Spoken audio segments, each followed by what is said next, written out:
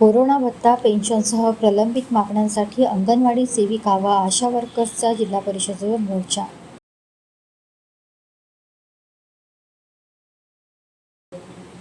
Corona काळात केलेल्या कामाचा जाहीर केलेला भत्ता तातडीने अदा करावा, तसेच पेन्शन, ग्रॅज्युटी आणि इतर प्रलंबित मागण्या मंजूर कराव्यात. या प्रमुख मागण्यांसाठी अंगणवाडी सेविका, मदतनीस आणि आशा वर्कर्स यांनी रमेशचंद्र दहिवडे यांच्या नेतृत्वाखाली आज शुक्रवारी जिल्हा परिषद कार्यालयावर भव्य मोर्चा काढला.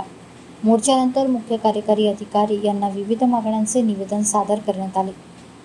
यावेळी किशोर जामदार यांनी अंगणवाडी सेविका व आशा वर्कर्सच्या अनेक प्रलंबित प्रश्नांकडे लक्ष वेधत समस्या सोडवण्याऐवजी नव्या अडचणी निर्माण केल्या जात असल्याची टीका केली.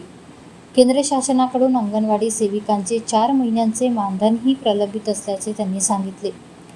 थकीत कोरोना भत्ता तात्काळ देणे, शासनाच्या लेखी आश्वासनानुसार पेन्शन व ग्रॅज्युटी लागू करणे, मोबाईलद्वारे केलेल्या कामांचा प्रोत्साहन भत्ता देणे, योजनेबाहेरील कामे अंगणवाडी सेविका व मदतनीसांवर लादू नयेत आदी मागण्यांचा निवेदनात समावेश होता.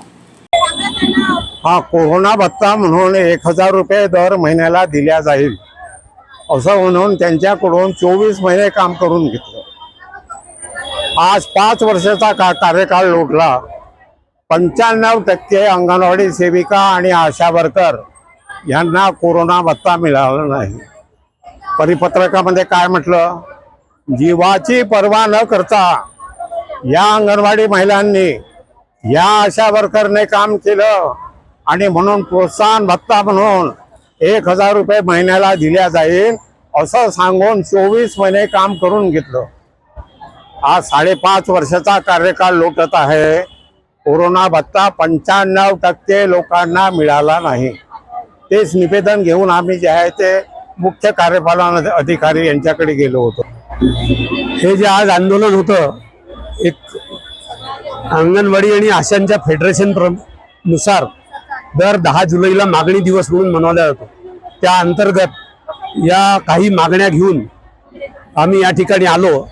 त्यातल्या प्रमुख मागण्या कोरोना भत्ता जो दिला नाही गेला त्याच्याबद्दल, नंतर BLOच्या कामाची जी सक्ती केली जाते त्याच्याबद्दल, आणि इतर त्यांच्या मागण्या ज्या आहेत की त्यांना कर्मचारी म्हणून दर्जा मिळावा, किमान वेतन मिळावं, पेन्शन लागू करण्याचं सरकारने मान्य केलं आहे, ग्रॅच्युटीचा सुप्रीम कोर्टाचा आदेश आहे, त्या सगळ्या गोष्टी पुन्हा लागू व्हाव्या याच्यासाठी हे आंदोलन आहे. आणि त्या दृष्टीने या ठिकाणी आशा वर्कर आणि अंगणवाडी सेविका जमा झाल्या.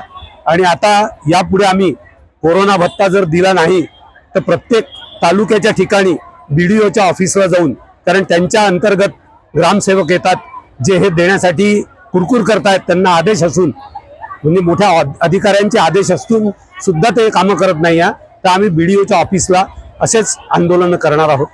पूर्ण जिल्हाभर